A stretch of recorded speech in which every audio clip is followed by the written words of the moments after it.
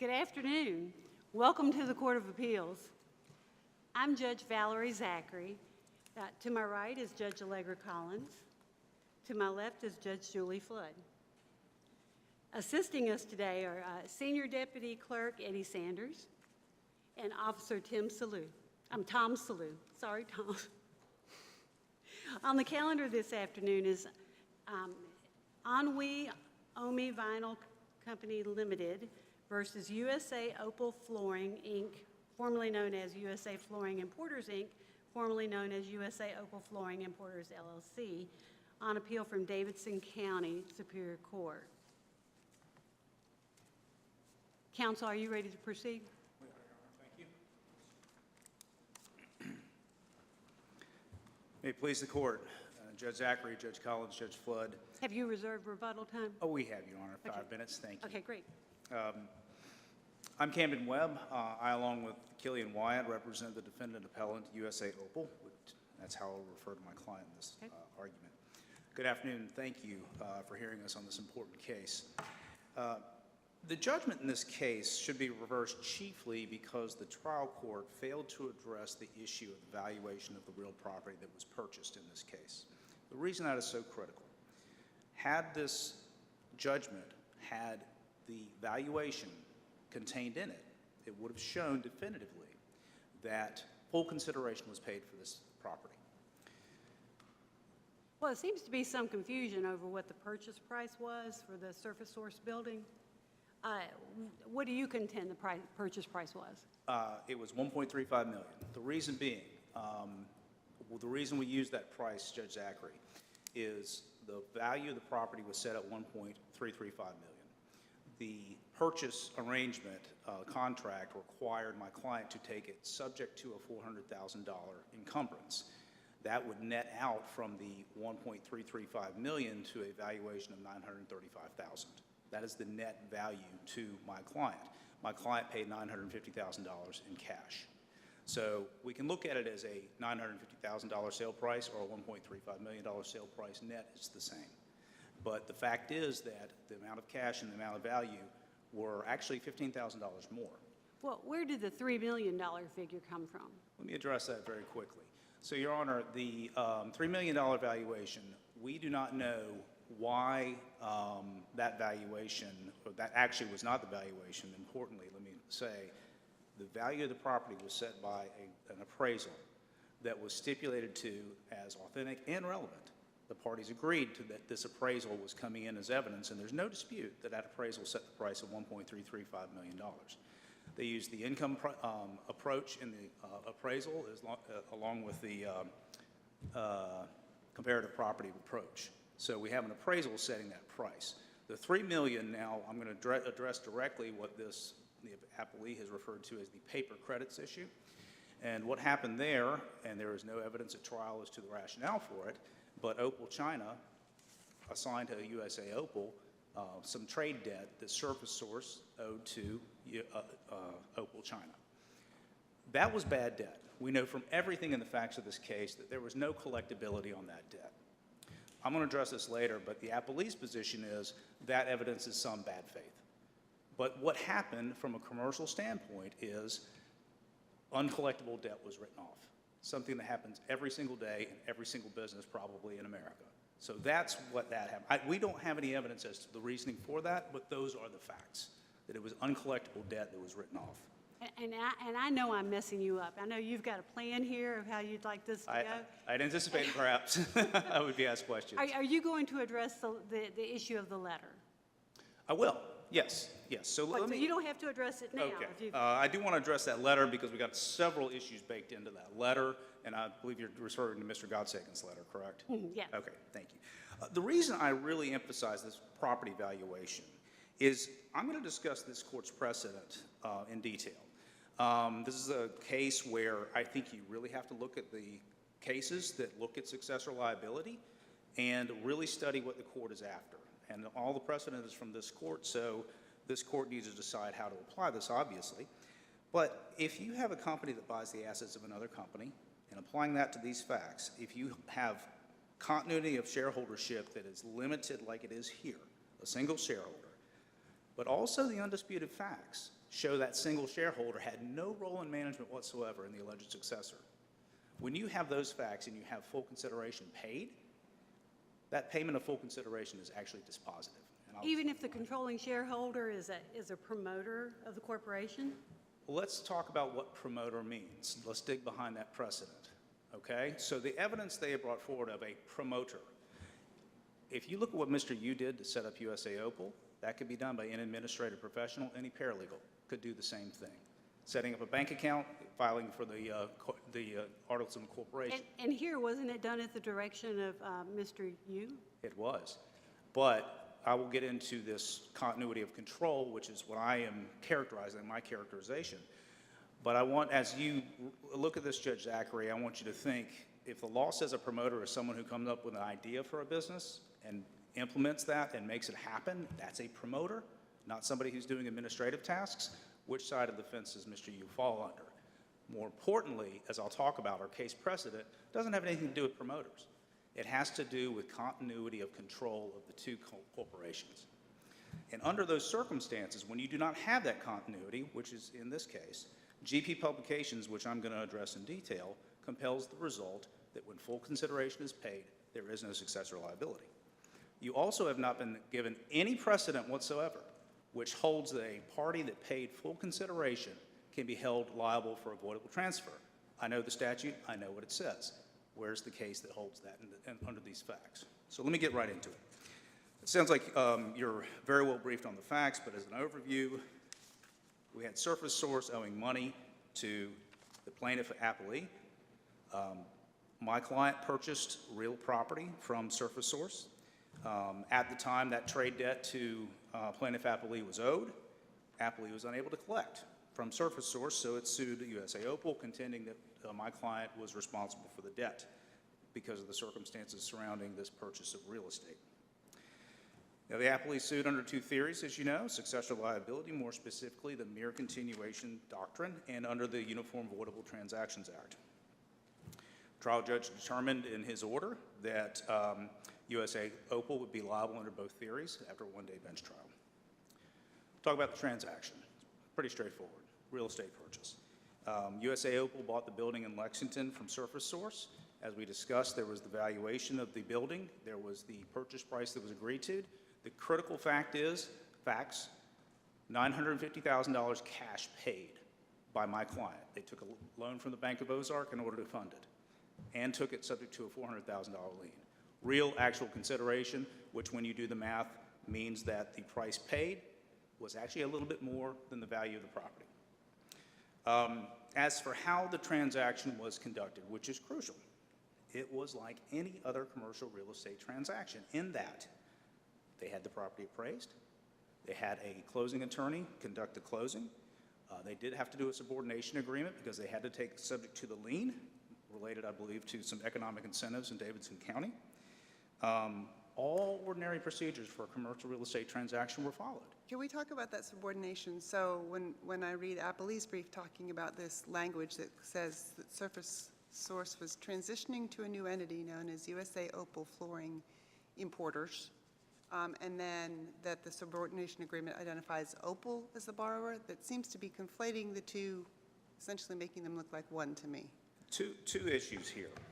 I'm going to go to page 235 of the record, which is the subordination agreement, and I'll address that in a minute. Let's first address the letter from Mr. Gottsagen. The trial court excluded that letter for truth of the matter asserted. Period, paragraph. That was not appealed. It's very important, because if you look at the appellee's argument, they weave together that letter and this subordination agreement to draw the inference that there was something fishy going on with the subordination agreement. We cannot consider the Gottsagen letter for what it is being argued to be considered for. Is it for the truth of the matter asserted, or could it be as evidence as how the change was represented to third parties? But how is that material to our decision here? Because the inference that is being drawn is there's something fishy about the subordination agreement. So whether somebody relied on a statement, we back right into the hearsay problem. Because then we have to say, well, that statement was meaningful. It's not just notice. It's not just something that's like an act that somebody responds to. They're arguing the truth of the matter asserted.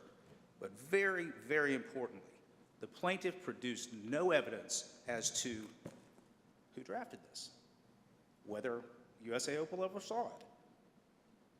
How did it come about? Which lawyer drafted this? Was this a mistake? Was this intentional? You can draw no inferences against USA Opel because there's no evidence that it had anything to do with this subordination agreement. Now, it was used for the closing, but the point they're trying to make is, if you think about the inference that is being drawn, is that USA Opel somehow was trying to pull a fast one with the subordination agreement. But there's no evidence even linking them to the drafting of this. Was it signed by Mr. Yu? No, that's there was a note. The promissory note was attached to the subordination agreement. The subordination agreement itself is signed by the chair of Davidson County and notarized by someone who assumed it is. I'm sorry, I wasn't clear. I meant the letter. The letter. Let me check that. Your Honor, actually, I did not notice that detail. If it was, And I've seen it, and I don't remember either. Oh, I've got it here. No, it's signed by an attorney, that's correct, Mr. Gottsagen. attorney for Surface Source. Correct, correct. So, Judge Collins, I hope I've addressed your question regarding the subordination agreement. I just don't think you can draw any inferences in this case based upon that. And I think you've got a very problematic issue with it being argued together with that Gottsagen letter and the limited use for which it was admitted at trial and not appealed. So I don't believe you can draw an inference regarding USA Opel's intent or anything from that. So I do want to talk about Mr. Yu, though, the facts here, because my view of the facts, and I believe there's not a whole lot of dispute as to how this transaction was done, is it was like any other commercial real estate transaction. But I'm going to review some facts that are critical under our precedents. First, he was CEO, president, and 10% owner of Surface Source. He did have a role in USA Opel in that he was a 60% shareholder at one time. By the time this transaction happened, he was a 33% shareholder and then finally went down to 20%. The undisputed evidence indicates he didn't invest in the company, so he didn't have any role. Can you say at one time, was that when it was initiated? Yeah, he started with a 60% interest? Yes, Your Honor, started with 60%. By the time the closing happened in November of 17, he was down to 33% and then down to 20%. A stipulated fact in the case. He was not an officer director of USA Opel. Testimony in the case, which was admitted upon stipulation from Mr. Chen, says he had no role whatsoever in the management of USA Opel. As I'll talk about, this is absolutely crucial under our case law that examines the continuity of owners, directors, and officers. So we have this omission from the trial court's order of the valuation of the property, which I believe is extraordinarily important to understanding that full consideration was paid. But what does that mean for our claims that are in issue? The fact that full consideration was paid, as I mentioned, is dispositive in this case because of the lack of continuity of control. I also want the court to note what the trial court's order does has never been done so far as this court is concerned. No party has ever been held liable for successor liability when full consideration was paid. Every case in which the court said successor liability could lie, there was no or little consideration. That's crucial to understand in this case. So let's understand the mere continuation theory in some detail. Black letter law, corporate transactions, you buy all or almost all the company's assets, you still do not pay the seller's debts. That's why it's an asset sale. Happens all the time. You buy the assets, you don't assume the liabilities. You can make an agreement to assume liabilities, that's done all the time, or you can buy the equity of the company and then you get the whole thing. But when you buy assets, you don't buy debts. Now, there are exceptions, and that's why we're here. I would submit to the court that these exceptions need to be read as exceptions, because there is nothing more bedrock to corporate transactions than being able to buy assets and not take on the liabilities. These must be read as exceptions. I think it's especially important in this case that the characterization as a recognition that it's an exception should be heeded because of what I just said a minute ago. We've got something that's not been done before, and that's somebody who paid a full price for a piece of property is now being held liable for debts. Mere continuation theory, there are three elements that are viewed: adequacy of consideration, continuity of owners and directors, and some of our cases speak to continuity of management, and indicia of lack of good faith. I do want to address one thing about how I view this. These things, there's some debate in the briefs about it. Are these elements, are these factors? I think the appellee got a little off the trail on this point, just respectfully. The case was cited for the principle that no single factor controls and all factors must be weighed. Cites the Corbin-Russwin case. That case actually was a personal jurisdiction case. The factors, that's the personal jurisdiction weighing of factors. What has to happen in these cases? We have to look at the facts of the cases that were decided before and see exactly what this court is looking for, because that becomes extremely important with Mr. Usual. So you're saying that they're not factors, we're looking at a totality of the evidence? Are we weighing anything? Are we not weighing anything? How does that? I think that I believe that consideration is a crucial element, because as I read the cases, you have to have some other real rock-solid proof, because if you think about what a successor liability theory is, that says that I, as a creditor, was disadvantaged because of something was wrong with this transaction.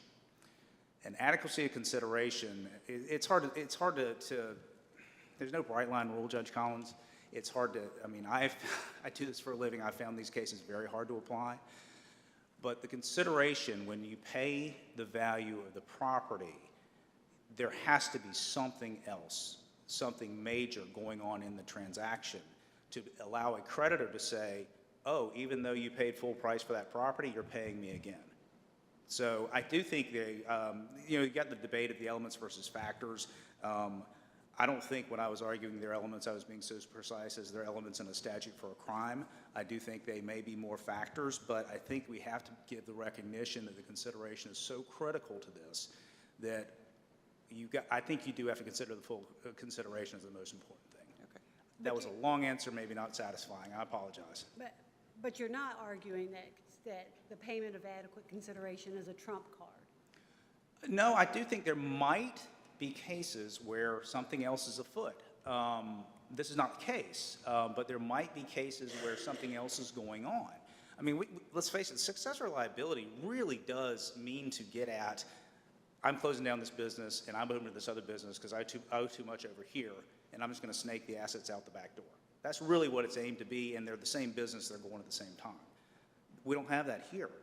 And I want to talk about the case precedent because it will really highlight why I believe GP Publications disposes of this case. First, Brian B. Adams. Let's talk about that. Court focused on lack of consideration. In fact, the court said that there's no evidence before the trial court to show that the purchaser ever paid anything for the assets. That was one where the same shareholder owned the predecessor and the successor. Same sole shareholder owned both companies. Common officers and directors. You had the exact same people running the two companies. You then have something a little different with LJ Best, which was interesting. Mr. Duncan and Mr. Peace formed a company called Capital. They owned 50% each, and they ran the company. Mr. Duncan's wife, Joanne, his son, Edgar, and his nephew, Ken, were all involved in Capital in some way. Then Capital went out of business. About 3 or 4 weeks later, Joanne established what became the successor company. Joanne, Edgar, and Ken all owned the successor company. So the father and husband has the wife, son, and nephew running the new company, who then transfers the assets for no consideration.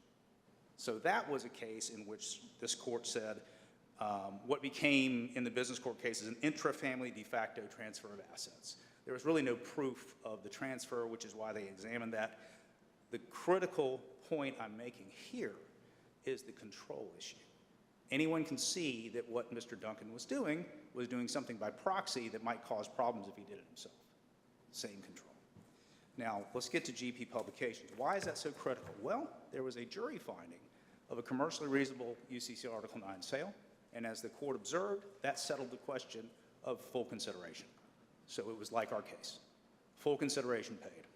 There was still a theory of successor liability, and so this court examined the consideration continuity and good faith issues. I want to quote from the case. I think this is very critical to understand what this court reasoned. This is on page 439 in the appellate reporter. Thus, when considered in light of the traditional mere continuation theory of successor liability, the uncontroverted evidence that Signal does not share any common shareholders or directors with GP or TFSI2, combined with the jury's determination that the sale was commercially reasonable, thereby answering the question of whether adequate consideration had been paid, mandates the conclusion that GP was not a mere continuation of Signal. That's the rubric that's set up here. Full consideration, no common shareholders or directors, no successor liability. Now, candidly, if I were the appellee, I would latch onto this and say, aha, Mr. Yu, common shareholder. I don't think this is a check-the-box sort of equation when we're talking about shareholder over here, shareholder over there. How do we know? The Bryant case, same sole shareholder. We're running both things. The LJ Best case, doing something by proxy by using family members. Does it matter that Mr. Yu was not just a shareholder in one of them and he had a large portion of the shares in the other company? Correct. Let me read from GP Publications again. Significantly, it is uncontroverted in the instant case that Signal, predecessor, does not share any common stockholders or directors with GP or TFSI, successors. Although GP did hire former Signal management employees Romano, Valentino, and Bateman, there is no evidence that any of these three men played a large role in Signal. GP Publication says, yes, you had these three guys working over there, Signal management employees, but they didn't have a big role. Meanwhile, they're hired by the successor, and if you read the facts of the case, they had a pretty major role. So our court says here, that's not the continuity of control we're looking for. What do we have here? Mr. Yu, CEO of the predecessor, 10% owner of the predecessor, runs things. We come over here. At one point, he's got 60%. He doesn't invest. He's ratcheted down to 20%, and it's stipulated that he has no role in management. So there you have, in our case, a lack of continuity of control between the two companies. So I believe GP Publications disposes of the successor liability issue, and I think the court should so hold. I'm going to... Yes. Why do you, okay. How do you respond to the argument that Yu's knowledge can be imputed to USA Opel? I don't think he's a promoter. I don't think he meets the definition. If you read behind that precedent, a promoter, it's just not somebody, a promoter goes out and finds investors. That's why promoters are held liable. That's why the corporation is held liable for promoters' actions, because they are making statements to people they rely on, and they're made promises, and then when they come to enforce the promise, well, sorry, I was not acting on behalf of the corporation because it wasn't in existence yet. Law says no, that's not the case. That's not the case. Here, Mr. Yu does some activities to set up the corporation, but it's imputation of promoter statements applies to things they do before the corporation is set up, because there's no corporation you can sue for those statements at the time. That's that's imputed statements from promoters.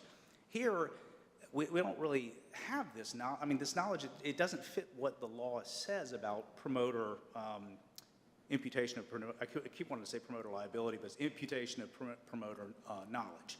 So it just doesn't fit. I don't see, there's, in the face of everything else we have going on, there's just not good grounds to, first of all, impute that knowledge under the authorities, but second of all, to have that imputation of knowledge really material to the outcome of the case. I would like to turn to the voluntary transaction, if I could. Now, this statute, I know, Judge Jacker, you've dealt with it. I don't know if Judge Collins or Judge Flood, you have. I have, and not an enviable thing to have to weed through this thing. You've got to be very careful and deliberative. Crucial to this appeal, the plaintiff's claim rises and falls with the text of the statute. Why do I say that? No precedent, no North Carolina case has been presented that says, even though the statute says so, there's no case we have found that says when you pay full consideration, you're still liable for a avoidable transfer or transaction. Let's understand what the trial court did here. Under General Statute 39-23.4A1, I'm going to try to be very careful about reciting what these provisions. That was the basis of liability. Under that provision, a transfer is voidable if it is made with the intent to hinder, delay, or defraud a creditor, If you read the official comments, that's a phrase that dates back to the Old English law. But what this statute does is say, look at these 13 factors to see if that criterion is satisfied. Those 13 factors appear in section 23.4b. Crucially, under 23.8a, there's no liability under the section that the trial court used if a purchaser paid reasonably equivalent value and took in good faith. This is another error by the trial court. No addressing of that affirmative defense anywhere in the order. Okay? If this had been a jury trial, we would have submitted 3 issues to the jury: the successor liability, the Avoidable Transactions Act, and the defense. No addressing of that defense in the order. Well, if the trial court in its order stated that there was no good faith, would that not take care of that issue? Well, I think we need to look at what the evidence of good faith is, because I'm going to digest this for you. I won't go back to the adequacy of consideration as we see in the statute as reasonably equivalent value. I think that's there. You know you're going into your rebuttal time. Okay, let me go quickly. Okay. The important points. Thank you for letting me know, Judge Zachary. Appley focuses on the pending litigation against Surface Source's proof of lack of good faith. That's one thing they've raised. We have to look at the official comments with any of these uniform statutes. I would like you to look at official comment 7D to section 23.4, because that distinguishes between the notice of pending litigation versus proof of good faith and adequate consideration. That cites an Arkansas case that held, yes, you had notice of litigation, but still it was in good faith and had adequate consideration. So they're 2 different things, and I believe under the law, the proof of the materiality, proof of the litigation is not material to the defense, it is material to the claim itself, okay? So I don't believe you've got any proof controverting the good faith at that point. Then let's go back to this paper credits thing. It was a write-off of bad debt, and the other thing too is, how is it material if they already paid the full price for the property? I cannot tell you why that was done, but it is not proof of a lack of good faith. Our proof of good faith was that this was done like any other transaction.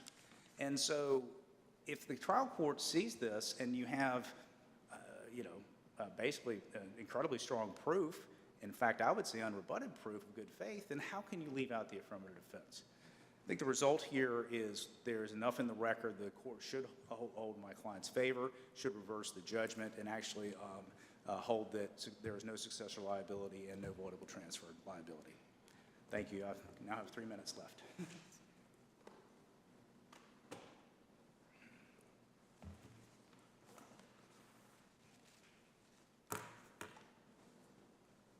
Good afternoon, Judge Collins, Judge Zachary, Judge Flood. May it please the court. My name is Donovan Hilarities. I'm here with Jim Hunley and Molly Chaccio, and together we represent the appellee. And I'm going to refer to the appellee as Omi. That's how we refer to the company. I'm just going to jump right into the issues that it seemed were important to the court instead of going back through. I know you've read our brief, so I'm not going to rehash it. I'm just going to get into these issues. One of the large issues that was raised is the issue of the valuation and what was paid for this company. And with respect to counsel, we think it's very much a disputed fact what was paid for this building. I understand that there is an appraisal, and that's in the record. That appraisal was for the bank. You can see that the bank commissioned that to make sure that the bank was fully secured, and the bank loan was about $700,000. So the bank, of course, is concerned that it's going to be secured on its loan, and that was the purpose of the appraisal. However, there is plenty of evidence in the record that what was negotiated was a purchase price of $3 million. And I will first point to page 251 of the record. This is Judge Bell's order, where he finds, as a finding of fact, Opel purportedly paid $3 million for the Surface Source building. That was a finding of fact. In looking at the appeal of this case, I did not see that any of these findings were challenged, and the standard of review from a bench trial is if there's any evidence to support a trial judge's finding of fact, then that finding of fact is binding, and there's plenty of evidence. For example, the deed, well, I'll get to that in a second. Page 231 of the record is what appears to be the purchase agreement between these parties, and that lists the purchase price of $3 million. That's 231 of the record.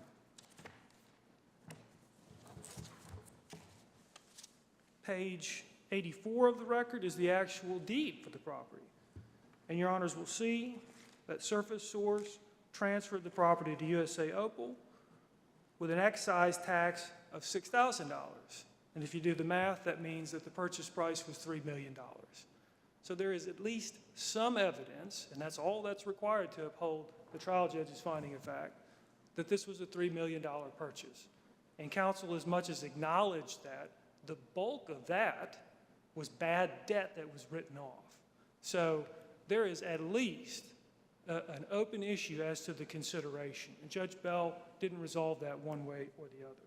So to say that hands down adequate consideration was paid in this case, I think there's plenty of evidence that it wasn't. The order indicates that Judge Bell considered the issue of what was paid, although he didn't specifically say that it was inadequate consideration.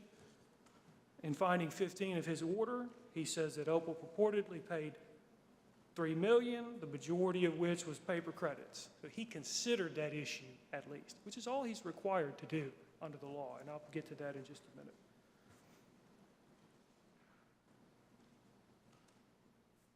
The GP Publications case, which is the most important case, we agree on that. I will note, and counsel correctly gave my argument for me, that there was no common ownership, and that was dispositive, because the rule, which GP Publication lays out very well for us, is that the North Carolina traditional approach to mere continuation requires some common ownership. That is what we'll call a true element. However, the court may consider two additional factors, and that's adequacy of consideration and lack of some of the elements of a good faith purchaser. Those are factors that the court may consider. And in this case, that's the law. That's the law that Judge Bell was required to follow. Judge Bell found there was, in fact, overlap of ownership, and that's what GP Publications requires. Excuse me, are you now going through the badges of fraud that the trial court found? The badges of fraud? Badges of fraud? I was going through the test for a mere continuation. Okay. And GP Publications, it cites other cases that have this. But from our perspective, that's the rule. There must be common ownership. That must be shown. And there's an exception in a few of the cases for what Mr. Webb explained was intra-family funny business. We agree that that is an exception. But that the consideration is a factor and the lack of some of the elements of good faith are also a factor. And the reason GP Publications on its facts is not the same is because that case turned on the lack of any common ownership, which of course we have in this case. I will note, GP Publications is less than clear on a couple of things. One is it does oscillate between using the term factors and elements, and we recognize that. But Mr. Webb, I think, agreed that the factors of inadequate consideration and lack of some of the elements of a good faith purchaser are treated like factors in that they are not, you must satisfy these in order to get through the door. They are something for the court to consider, may consider, and that's what the case says. There is one true element, I think, from the test as I read it, and that is there must be some common ownership, which we have. That's our read of GP Publications. So is your argument the same if we were to take the purchase price that the opposite side is contending, the $1,300,000? It was that if you have adequate consideration, do you have a different outcome than you arguing? No, not necessarily. adequate consideration is not a strict element of the claim of mere continuation. It's one of the factors that the court may consider, and the court did consider in this case. Okay, so they considered it. So tell me, if we don't have a continuity of the director or the CEO, but we simply have one person who is the CEO here and somebody with shares here that is declining. I mean, are we going to weigh that heavily? Yeah, that's a great question. I think our response is each of these cases is very fact intensive. They're all different, right? And this is for, in some cases, a jury, but in our case, a judge has to weigh all of that and all of the facts before that and decide whether this was a mere continuation. That's ultimately the question, right? And so that may have been a different outcome in Judge Bell's mind. I don't know. But on these facts, as long as it's satisfied that there's common ownership and he considers the factors, which he did, and only it was a may consider, then in his mind, this was a mere continuation, and he satisfied the law on this issue. But as to the hypothetical, it may have been a different outcome. I don't think necessarily it would be. Depends on the other facts of that case. I do want to get to the Gottsegen letter and the subordination agreement. Counsel's point about the subordination agreement, that we don't know where it came from, we don't know anything about it, I would take issue with that. I believe Mr. Gottsegen's letter says that the subordination agreement is attached. So it was a part of that letter. That's how it got there. The purpose of the Gottsegen letter, and this is what the court allowed it for, was to explain why Davidson County was willing to sign that document, the subordination agreement. Why would Davidson County sign a document that effectively, literally says, Opel is surface source? That's what the document says. It says Opel is the, quote, borrower on the 2015 deed of trust and the note. And both of those documents are signed by surface source. Well, why would Davidson County sign it? It's a secured creditor. Davidson County wants to know for sure that it's going to be okay. It's going to want to know that it's secured on its debt, right? It's not just going to sign a piece of paper that's got a blatant falsehood. It was convinced by Mr. Gottsegen. That's the purpose of the letter, was to show why Davidson County signed that. And when we look at the subordination agreement, which was admitted for any and all purposes, we see that it literally says one company is the other company, right? So that's a pretty big thing for Judge Bell to have considered here in all of the facts, which is what he's doing. I've got some continuity of ownership. I've got some open question about this consideration issue, which he clearly took issue with in his order. I've got some issues with good faith, and I've got this document that says one company literally is the other company, and this was presented to a creditor. Well, I guess it's a mere continuation. I mean, that's what Judge Bell decided here. He followed the law as it's laid out in GP publications. He considered the factors that he needed to consider, and in our opinion, came to the right conclusion. And that's really how we see it. I do want to address some of the other cases.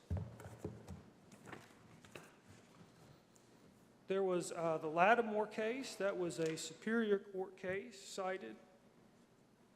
That one is different than this one. That case involved no common ownership and no inadequate consideration.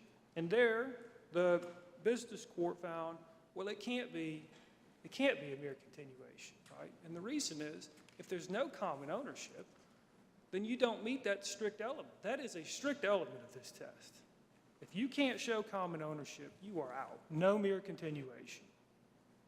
And that's the Lattimore case fell on that. The L.J. Best case, we had a similar situation, right? There was, but L.J. Best is the exception, is the funny intrafamily exception. The PD case is the same thing. Yes, there's no common ownership, but this is a substance over form situation, and we see what's going on. This is what the court said. PD Electric is the same exact thing. You can't give ownership to somebody in the family and get around it that way. And that sort of goes to the broad point here, right? This is a substance over form claim.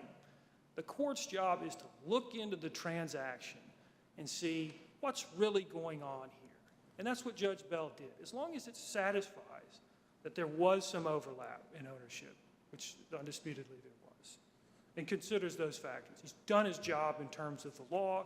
Now I'm going to look deep into this case, and in my mind, was it a mere continuation or wasn't it? And he was satisfied that, in fact, it was. How do you respond to the argument that Omi is not entitled to a judgment in this case because the judgment would be worthless, or Well, is worthless? Great question, Your Honor. Again, we disagree. We don't really know what the property was worth, but we do know that purportedly $3 million was paid for it. So that could be the value. It's not been resolved. If that's the case, we only know of $700,000, which would be less now, owed to the Bank of the Ozarks or Bank OZK, and $400,000 owed to Davidson County. So there is a good bit of money left in there. It could be enough to satisfy this judgment. And the $400,000 owed to Davie County may be forgiven, is that correct? It could be. I don't believe it will be. I think there's some in the transcript about how the company has not satisfied its obligations. Well, not yet. Candidly, we don't know. I don't know the answer. It could, potentially, it's a forgivable loan. Whether it will be or not, I don't know. But there could be plenty of equity. There could be plenty of equity. But on the mere continuation theory, right, the remedy for the creditor is that Company 2 is held liable for the debts of Company 1, which is exactly what Judge Bell did here. Judge Bell put our client right back in the position that it was had it gotten its judgment against Surface Source before the transaction. It would have been a judgment creditor subordinate to the county and subordinate to the bank. And that's what it is today, right back in that same position. So Judge Bell perfectly gave the remedy that our client was entitled to. And under a mere continuation theory, I mean, that's the whole point. Company 2, you're a mere continuation, therefore you're liable for the debt. That's exactly what Judge Bell did and what we requested. If your honors agree with that this was a mere continuation, or at least that Judge Bell followed the law and was within his discretion on making the findings that he did, then that's the end of the case. We don't have to get into the other issue, right? Because the remedy given is fully supported by the claim of mere continuation. And so whether or not this satisfies the UVTA is not an issue that this court would need to consider. This court may want to consider that, but a mere continuation is sufficient to satisfy and uphold this judgment. On the UVTA, again, counsel relied heavily on the issue of adequate consideration, arguing that we have adequate consideration, therefore we win. And I think there's plenty of evidence that supports the findings and the conclusions that Judge Bell reached, but that was an open question, right? We have appealed a bench trial order. So if the findings of fact have any evidence, then they stand. And here, Judge Bell found a purported $3 million purchase price, right? And what is a value of something? Well, I think ordinarily you would say the value of something is what a purchaser is willing to pay for it. And so if a purchaser is willing to pay $3 million, then it was valued at $3 million, right? We think there's at least sufficient evidence that that was an open question, which is all that's required. On the good faith, there's plenty of evidence that there was a lack of good faith. There's the promoter issue, that Mr. Yu was certainly a promoter of Opel. He came up with the idea. He asked an employee of Surface Source to draw up the paperwork on LegalZoom. It was his company. He was the majority shareholder. He's the one that came up with the idea for Opel. To say he's not a promoter leaves you wondering, well, then what is a promoter, right? A promoter is someone who draws up the idea for a company and makes it happen, which is exactly what he did. Is there any indication of how the other shareholders got involved with USA Open? We do not know. We do not know. I don't think that was clear from Mr. Chen's deposition. They have some sort of relationship. I'm not sure what it is. Mr. Chen distanced himself from Mr. Yu in his deposition. We don't really know that relationship. Good question, Your Honor. So that's the promoter issue. That's enough to show knowledge of this debt, lack of good faith. Are there other badges of fraud? Yes, yes, there are. If Your Honor will look at the transfer of, I'll note the bad debt write-off. That on its own, I think, is a badge of fraud, that we paid something that had no valuation. But critically, if you look at the date that the debt was transferred to Opel USA, so there's Opel China and there's Opel USA. Opel China transferred debt to Opel USA, and then Opel USA supposedly wrote that debt off as part of this purchase price. But the date of the transfer was the day after the deed was recorded. So Opel USA owned this property on day one. I think it was November 21st. And on that day that it owned the property, it didn't even have the debt to write it off. It didn't have it till the following day, right? So that's a sloppiness in the paperwork. Why would you supposedly pay for something with money you don't even have yet? Well, the reason is because they were just doing the paperwork, and it wasn't done as an arm's length transaction would be, right? Surface Source wouldn't sign the deed until it had the consideration in hand, right? You wouldn't sell your property, give a deed before you had the money. And in this case, that's what happened. Here's the deed, it was recorded, and the following day was this supposed write-off. Well, it didn't even receive, Opel USA didn't even receive the consideration to write it off. So that's another badge of fraud. The situation with the subordination agreement and the God-seeking letter is another badge of fraud, right? If this were truly an arm's length transaction and these were two different companies, then Opel would either have had to pay off Davidson County. We're a different company. We can't just assume this forgivable loan, or maybe they could, I don't know, but they didn't. We'd have to pay it off. Or if it was going to be an assumption and Opel was going to take it over, right, they would have to sign a new note saying we're a different company, but now we're liable on this. Instead, what they did is say, look, we're the same company, and all you need to do is to resubordinate your interest to the bank so we can get some new financing, right? If this were truly an arm's length transaction, that paperwork would have been done considerably different. So I think those are some badges of fraud, some showing of a lack of good faith.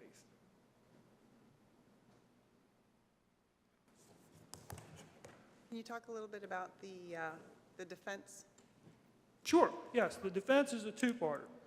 And I will note that the defendant has the burden of proof to satisfy the judge. And that is, one, we paid adequate consideration. And two, we were in good faith. Two elements, strict elements that must be satisfied. Well, it was at least a contested issue as to adequacy of consideration. And the judge did not find there was adequate consideration. He didn't specifically say there was inadequate consideration, but he did consider the purchase price. Do we have to send it back for more findings on this specific consideration issue? I don't think so. And the reason is, on a mere continuation theory, the judge must find the element that there was overlap of ownership. Got to find it, and he did. He may consider adequacy of consideration. He may consider lack of the elements of a good faith, but he doesn't have to. He doesn't have to specifically consider this. He may consider them. GP Publications uses may. He did consider them. He didn't make specific findings that this is adequate or inadequate, but he did consider them, and he did find an overlap, and that's sufficient. That's all this court needs to see in order to say Judge Bell followed the law, and beyond that, used his discretion to determine this was a mere continuation.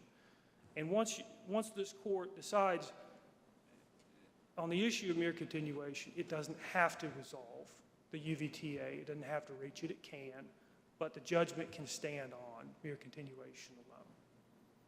So we don't think this needs to go back for additional findings, Your Honor.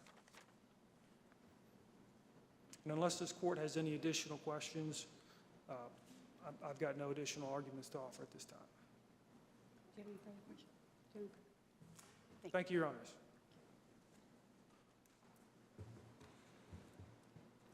Okay, I have 3 minutes. I want to address this purchase price versus consideration. It's important. What is consideration? It's comparison of the value of the asset versus what's paid. You're faced with an argument by the appellee that says, on the one hand, the purchase price of $3 million shows that it was worth $3 million because that's what was agreed. And on the other hand, the appellee is saying that $3 million was paper credits, so therefore that's an issue of some kind of fraud. They stipulated to the appraisal. The appraisal done by a real estate professional hired by the Bank of the Ozarks fixed the value of the property. You compare that to what was paid for the property for the adequacy of consideration issue. The purchase price that was agreed to of $3 million, we don't have evidence as to why, but when it comes to was the consideration adequate, you must compare the value of the property to what was paid. That's the relevant inquiry. If the statute used the term purchase price, it may be one thing, but they say reasonably equivalent value. If the case law says purchase price, that might be one thing, but they say adequacy of consideration. That's the relevant comparison. There actually is no evidence contradicting that valuation at all. There's no evidence contradicting the payment of $950,000 cash at closing, real money.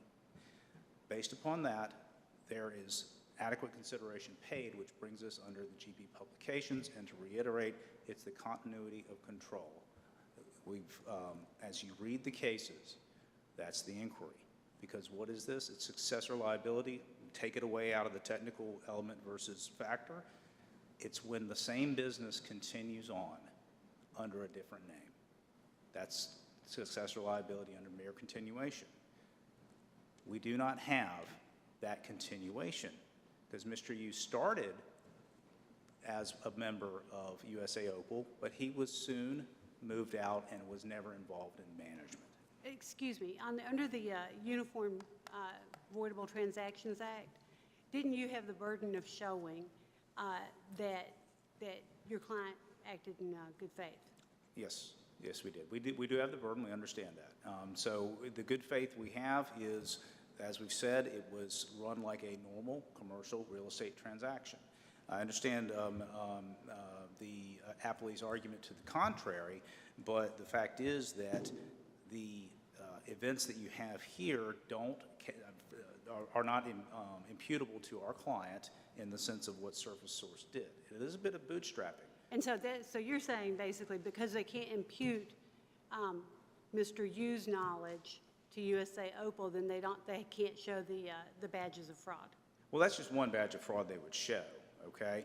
I believe the knowledge of I think we have to pay attention to the fact that the 13 elements or 13 factors under 23.4b is separate from good faith. I believe I'm out of time, and so I guess I would... Well, go ahead and finish answering the question. So I think we got to be careful how we tease this statute out, and unfortunately we're kind of unmoored from any case law that would instruct us, but the badges of fraud, that's a term that's used, the badges would be the 13 that are listed there. Now, the good faith, we understand from the comments 7D to 23.4 that the good faith is something else. We would have to look beyond there's no definition in the statute of good faith. I think that case law can supplement that. There are Supreme Court cases out there that talk about what good faith means because that's not briefed. But don't the badges of fraud go to intent?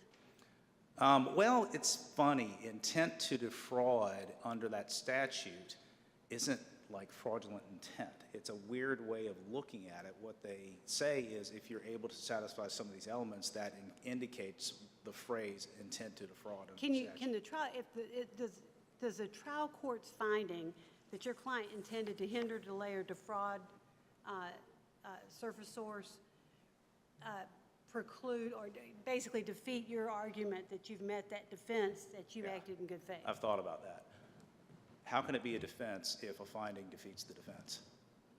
That's the trick in the statute, right? Is that if you find intent to defraud, delay, or hinder creditors under 23.4A1, and you say that defeats good faith, that means you don't have a defense if you've proven the claim. That's the way the statute's set up. It means something else. And we've presented evidence that we followed normal Well, procedure. it doesn't exactly mean something else, but I'm not going to debate that with you today. But You cannot defeat an affirmative defense by proving your claim, because then it wouldn't be an affirmative defense. And we'll leave that for another day and another case. okay, thank you, Your Honor. Appreciate that. Thank you. That concludes oral argument in this matter, which we'll take under advisement. I want to thank you, counsel, both of you, for your excellent arguments today. Mr. Sanders, we can adjourn.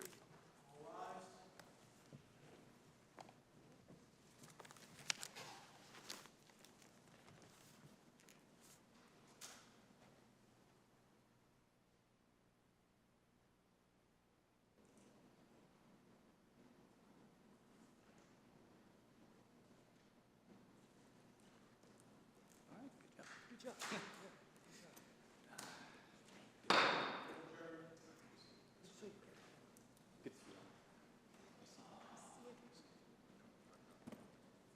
Oh, just down the street, aren't you? Yeah, it's easy. I saw you guys came in at 1 o'clock. I was like, did I miss it? No, no.